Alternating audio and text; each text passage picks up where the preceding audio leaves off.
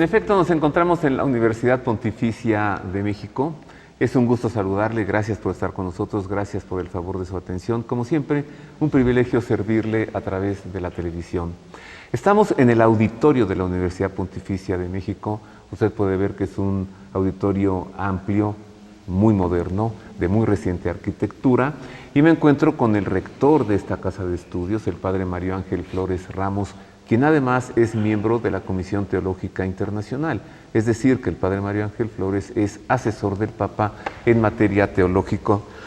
Padre, muchas gracias por recibirnos aquí en la Universidad Pontificia de México. Al contrario, me da mucho gusto recibirte, Roberto, en Gracias. esta Universidad de los Obispos Mexicanos y recibirte junto con todo tu auditorio, Muchas porque gracias. hablabas de este auditorio donde la universidad ha tenido infinidad de actividades muy importantes, congresos, coloquios, en fin, tantos encuentros, pero ahora estamos desde este auditorio comunicándonos con todos los televidentes que te siguen con tanto interés. Muchas gracias, padre.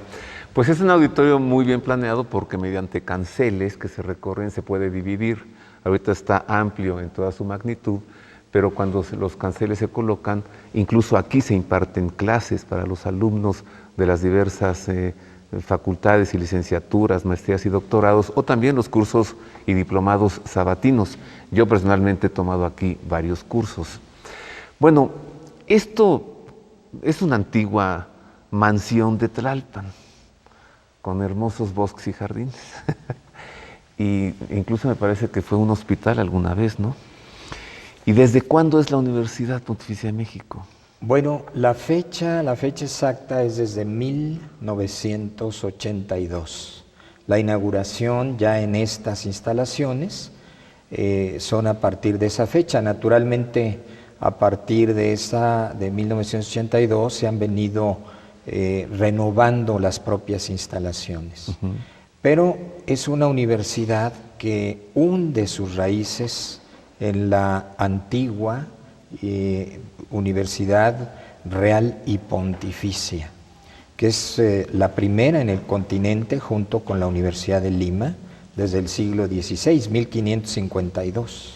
Entonces fue Real y Pontificia Universidad de la Nueva España. Digamos, sí, del tiempo de la Nueva España. ¿Y la hace ser la primera universidad, pues, de México y de América? Así es.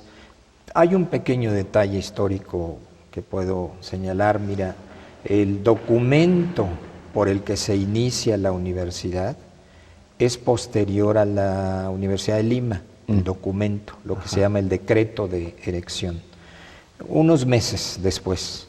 Pero la apertura es muchos años antes.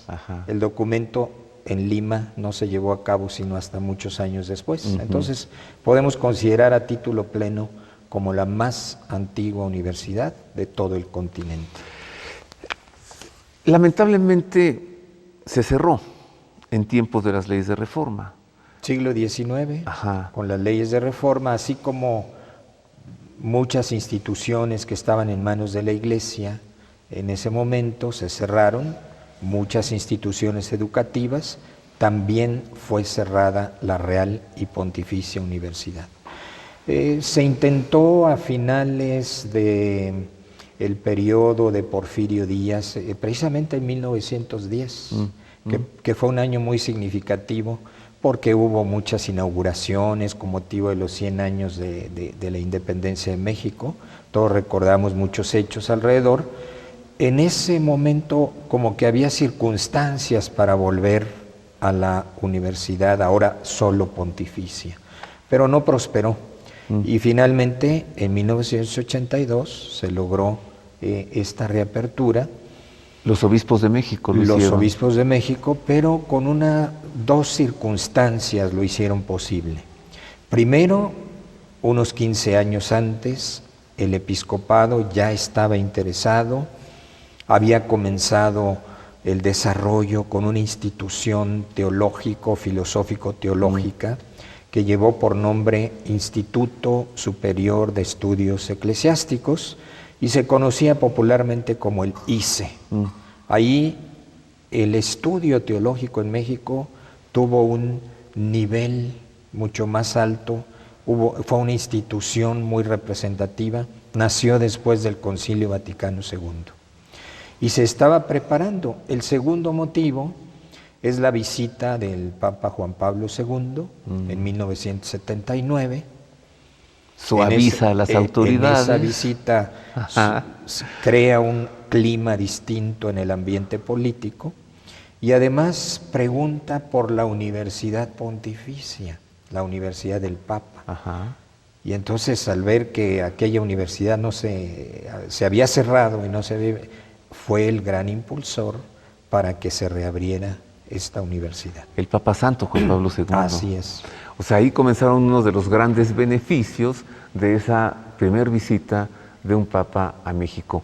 ¿Es entonces esta universidad, Padre Mario Ángel, una obra del Papa y de los obispos de México? Sí, es una obra del Papa porque depende en un aspecto, ¿verdad?, en su aspecto académico, en su aspecto de profesores, de la calidad de sus profesores, depende de la Congregación para la Educación Católica.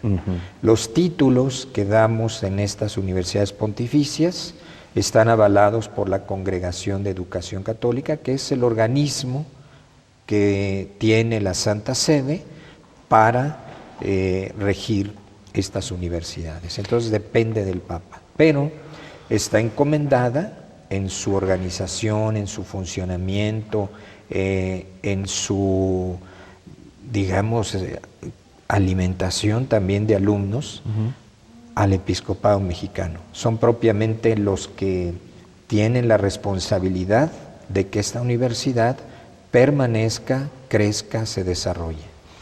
¿Cuántos rectores ha tenido desde su reapertura?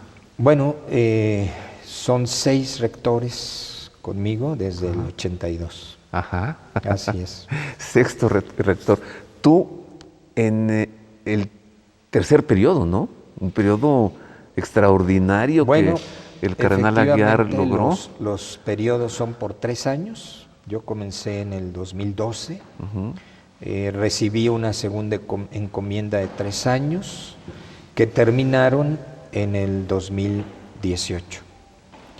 Y llegando en ese momento el señor cardenal don Carlos Aguiar Retes como arzobispo de México y por tanto como gran canciller de la universidad, solicitó de manera extraordinaria un tercer periodo.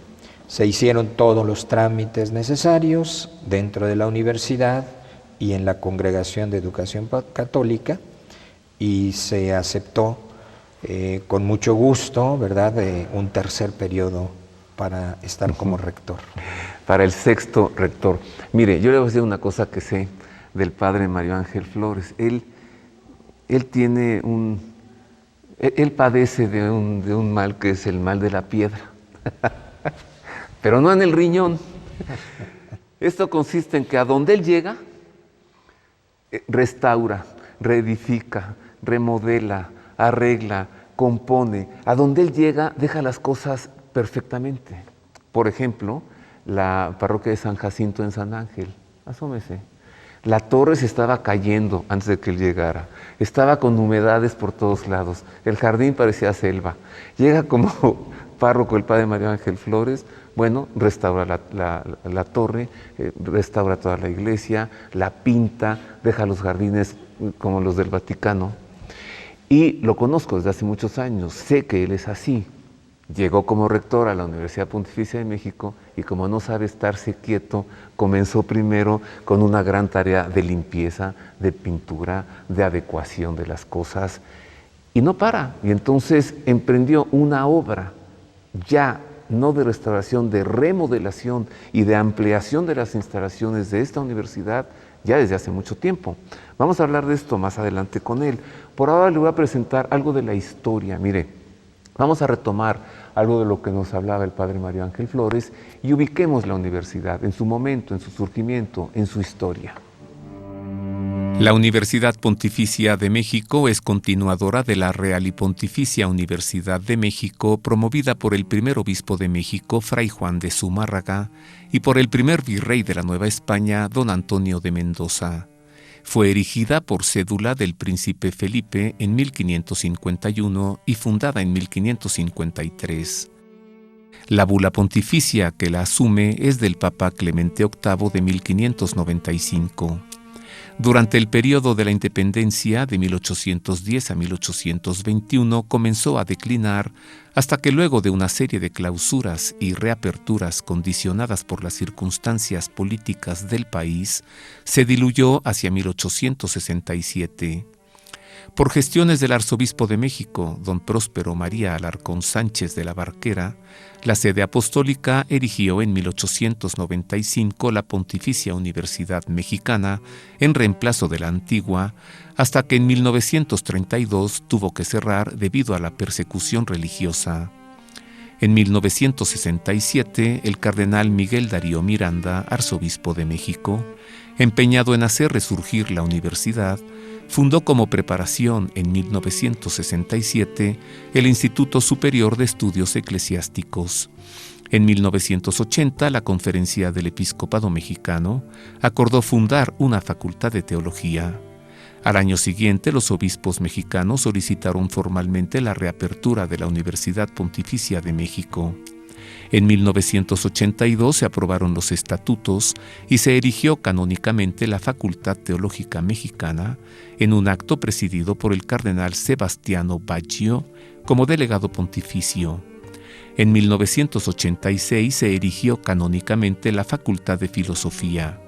En 1995, el Instituto Superior Autónomo de Derecho Canónico, que se convirtió en facultad en 2004. En 1996 se fundó la Facultad Civil de Derecho y en 1997 el Instituto Superior de Ciencias Religiosas. La Universidad Pontificia de México es la universidad del Papa y de los obispos mexicanos. Es una obra de toda la Iglesia de México, de las diócesis, institutos religiosos, sociedades de vida apostólica y del pueblo de Dios. Bueno, algo de historia en torno a esta, la primera universidad de México y del continente americano. Padre Mario Ángel, platícanos de toda esta aventura en la que te metiste. Yo de pronto empecé a ver aquí excavadoras y trascabos y maquinaria pesada y decía, ¿qué está sucediendo? Y hemos visto toda esta renovación. Bueno, yo quiero comentar en primer lugar por qué. No solamente lo que ha pasado, sino por qué inicié este proyecto. Bueno, yo ya dije por qué, porque a donde llegas dejas las cosas perfectas. Exacto, pero cuando yo llegué a esta universidad en 2012 como rector, pues yo tenía que venir a ocupar un espacio. La universidad tiene a sus profesores residentes viviendo aquí. Pero en ese momento no había un espacio para el rector que venía de fuera. Las habitaciones estaban todas ocupadas. Entonces yo seguí viviendo fuera de la universidad, naturalmente tomando todas las funciones de rector. Pero desde entonces me propuse no solo aumentar una habitación más, sino cambiar todas, porque todas estaban como resultado de una pequeña adaptación del antiguo hospital psiquiátrico. Unas habitaciones pequeñas, oscuras, húmedas, incómodas. Entonces el primer paso fue poder establecer un claustro digno para nuestros profesores con su estudio, su habitación, y además con un poquito más de número, no solamente exactamente los que eran, porque necesitamos un poquito más. Esto está creciendo constantemente. Y el segundo paso, una vez que dimos esto, vino la demolición de las antiguas habitaciones, la demolición de una parte de las aulas que no eran adecuadas, para tener mejores aulas, pero sobre todo el porqué, para que no solamente en nuestros cursos ordinarios, donde están los sacerdotes, religiosas, seminaristas, sino en nuestros cursos especiales que están abiertos a los laicos y naturalmente religiosas, etcétera, pudiéramos tener una mayor capacidad, pudiéramos crecer. Y crecer sobre todo está en función de los laicos que quieran prepararse mejor en su fe, a través de los cursos, los diplomados, las conferencias, todo lo que puede ofrecer la universidad. Entonces, realmente yo pensé más en los laicos, porque de alguna forma para nuestro público eclesiástico, estrictamente hablando, no necesitábamos más espacio, lo necesitamos para los laicos. Y ahí está el primer motivo. El segundo, lo que tú me dices, ¿qué pasó? Pues mira, pasaron muchas cosas. Estamos en unos terrenos antiguos, en Tlalpan, muy cerca de Cuicuilco, y además en una zona que es muy cuidada por el patrimonio nacional. Entonces, ahí está la pirámide de Cuicuilco, a unos metros. A 1 kilómetro más o menos, pero además de eso, pues estamos en la zona centro de Tlalpan, entonces hubo que pedir muchos permisos, porque es una zona antigua de patrimonio nacional, y estuvo el INAH en primer lugar para verificar qué pasaba aquí, el INAH, y ahí pues nos llevamos varias sorpresas. Que aquí era una zona de la antigua cultura de Cuicuilco, que había sido habitada, que había algún pequeño resto de una pirámide, pequeños afortunadamente, ¿verdad? Porque eso nos hubiera impedido realizar todo el proyecto. Pero también se encontraron pues una serie de restos arqueológicos interesantes. ¿Restos humanos? Restos humanos, ¿verdad? Osamentas. Osamentas. ¿De hace cuántos de enterramientos rituales de hace 2000 años. ¡Wow! De 2000 años. Entonces el INAH estuvo trabajando cerca de 9 meses antes de que pudiéramos detonar ya la construcción. Eso retrasó un poquito, pero todo eso el INAH lo recogió, lo estudió y finalmente liberó el terreno para la construcción que ahora tenemos. Entonces mejor ya no escarbarle por ahora, ya no. No, ya está analizado todo, ¿eh? Todo el INAH ya realizó 2 veces 2 estudios, y lo que era interesante para la arqueología de toda esta cultura antigua de México ya fue resguardado y fue llevado a sus instalaciones. ¡Wow! ¡Qué historias! Sí, muy interesante. Sí. Bueno, esto que dice el rector, hacer esta ampliación en las instalaciones pensando no tanto en los obispos que envían a sus sacerdotes aquí a que se especialicen, no tanto en los seminaristas que están especializándose aquí también, no tanto en las religiosas que están en las facultades de filosofía, teología, etcétera, sino en los laicos, como usted y como yo, que queremos formarnos y que queremos conocer más de nuestra fe y que podemos venir aquí a los cursos sabatinos, tomar cursos y tomar diplomados y llegar con comodidad y estacionar nuestro vehículo en las instalaciones de la universidad y disfrutar de la biblioteca, que es un acervo cultural maravilloso de siglos, pensando en nosotros los laicos. Pues gracias, Padre. Claro, y bueno, quiero decir que no es que no haya pensado yo en los sacerdotes, en las religiosas, en los seminaristas, por supuesto, son la parte fundamental de esta institución, pero además de ellos, pensé siempre en los laicos, porque necesitábamos ampliar la capacidad. La capacidad en cuanto a aulas es 3 veces más que lo que teníamos antes. Ya con esta ampliación y remodelación hecha por ti. Así es. 3 veces más. 3 veces más, tenemos mucha más capacidad en aulas modernas, con mejor equipadas, con una luminosidad adecuada, etcétera, para nuestros alumnos ordinarios y naturalmente, como siempre lo digo, pensando en los laicos. Vengan, esta también, la Universidad de los Obispos Mexicanos, la Universidad de la Iglesia de México es también para los laicos. Cuando dice él aulas modernas y con buenas instalaciones, yo le puedo decir que tiene pizarrones adecuados y proyectores y cañones y equipos de computadora para que el profesor que está dando la clase se conecta y está proyectando imágenes, ¿no? Es lo moderno, ya no tanto el pizarrón, sino estar proyectando. Padre, ¿quiénes estudian? ¿Quiénes estudiamos en la universidad? ¿Cuál es el perfil del alumno? Tenemos dos espacios distintos, digamos dos grupos de alumnos. Los que están en las 4 facultades de la universidad son la Facultad de Filosofía, la Facultad de Teología, la Facultad de Derecho Canónico y la Facultad de Ciencias y Humanidades.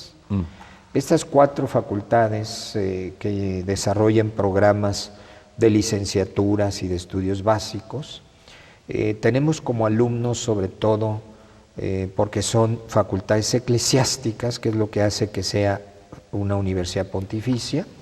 Tenemos sobre todo como alumnos a seminaristas, religiosas, sacerdotes, especializándose en alguna de estas tareas.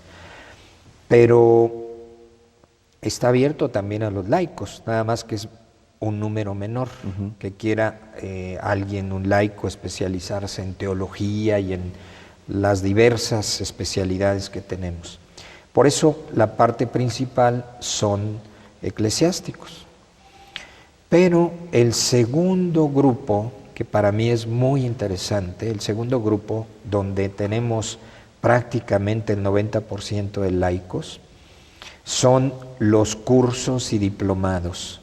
Entre semana, algunos horarios, y sobre todo los sábados, que les llamamos precisamente los cursos sabatinos, porque sabemos que los sábados es el día en que muchos laicos tienen tiempo para este tipo de programas.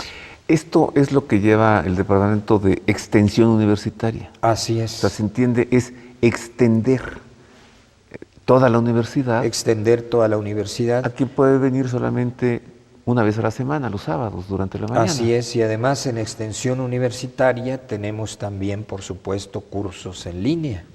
Y esto ya no solo es estar aquí, sino desde cualquier lugar se pueden conectar. Tenemos alumnos en muchas partes de la República y en algunas partes fuera de México.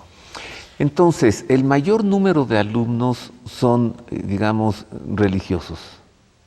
¿O el mayor número son laicos? No, ahora el mayor número son laicos. Eso. Ahora el mayor número ya dentro de los cursos y diplomados, no en las licenciaturas y doctorados, que ya son las cosas más específicas. Más formal, ¿no? Ahí siguen siendo la mayoría sacerdotes, religiosas, pero en nuestros cursos de diplomados ha crecido, si lo ponemos así en términos numéricos, cerca del 1000% de lo que había. 1000%, qué cosa. Además, mire, se adquiere así como una, ¿cómo les diré? Una especie como de orgullo. Venir a la universidad, con la credencial, porque eso de tener una credencial que diga Universidad Pontificia de México, bueno, y llegar aquí cuando quiera, y entrar a la universidad, y ponerse a estudiar allí, y tomar los volúmenes, y traer su computadora portátil, y estudiar y escribir aquí, es un privilegio.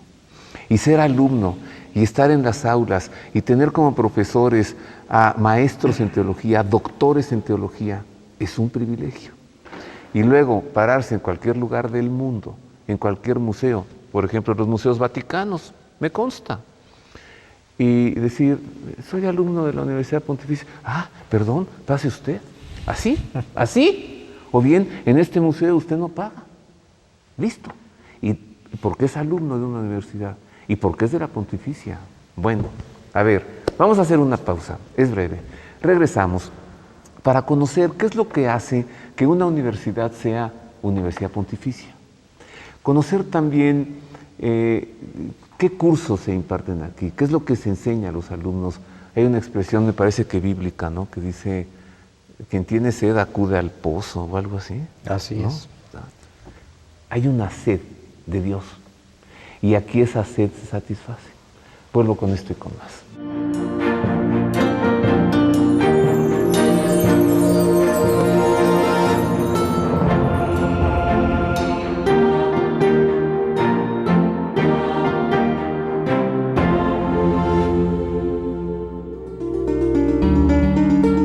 El próximo Año Nuevo de 2020 no será como ningún otro. Vía Vaticano ha preparado el viaje más espectacular que pueda imaginarse. Disfrutar París iluminada por la Torre Eiffel y adornada por miles de arreglos navideños. Presenciar cómo luce Dubái debajo de fuegos artificiales que reciben el nuevo año. Navegar en el más nuevo y grandioso crucero del mundo para recorrer el Golfo Pérsico y sus capitales del siglo XXI, como Dubái, que será sede de la Exposición Universal 2020, o Qatar, que albergará la próxima Copa del Mundo. Comprar en los tradicionales bazares o en los modernos centros comerciales. Subir a rascacielos que miran al infinito. Ingresar a impresionantes palacios y mezquitas sacadas de las 1001 noches. Gracias al agradable clima en esta época del año, en un mismo día disfrutar de playas, recorrer las dunas del desierto en jeeps 4x4, luego cenar a bordo en un restaurante de estrellas Michelin y finalmente un espectáculo del Cirque du Soleil. Además, combinar estas maravillas modernas con los tesoros ancestrales del patrimonio de la humanidad. En Jordania, Petra, la sorprendente ciudad tallada en la roca. En Egipto, El Cairo, sus pirámides y un crucero por el Nilo. Y en la India, el Taj Mahal, Delhi y la ciudad rosada de Jaipur. Informes al 55 49 80 86 41 y 55 52 07 95 11 y en www.viavaticano.com. En mi peregrinación he visto más cosas de las que recuerdo, pero en mi corazón resaltan más cosas de las que he visto. Vía Vaticano.